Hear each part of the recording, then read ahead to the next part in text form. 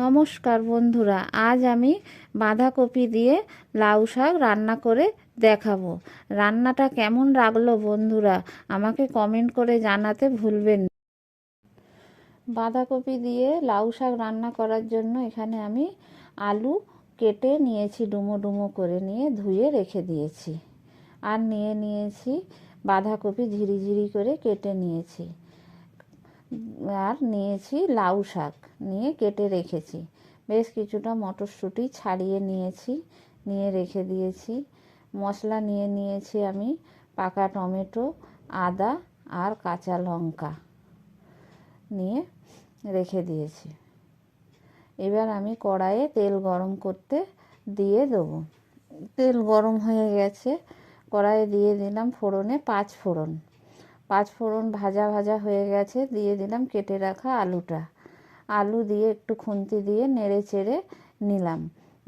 দিয়ে দিলাম লবণ আর হলুদ দিয়ে খুব ভালো করে আলুর সাথে মিশিয়ে নিতে হবে। নিয়ে আলুটা ভালো করে ভেজে নিতে হবে। আলু ভাজা হয়ে গেছে, এবার দিয়ে দিলাম কাঁচা লঙ্কা আর 1 চামচ আদা বাটা দিয়ে ভালো করে আলুর সাথে কষিয়ে নেব।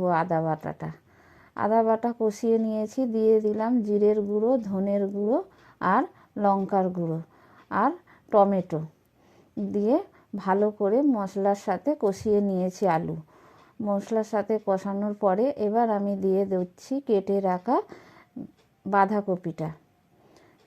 বাঁধাকপিটা দিয়ে আলুর সাথে খুব ভালো করে নেড়ে চেড়ে নিয়ে একটু হলুদ দিয়ে দিলাম, দিয়ে একটু ভাজা করে নেব আলুর সাথে বাঁধাকপিটা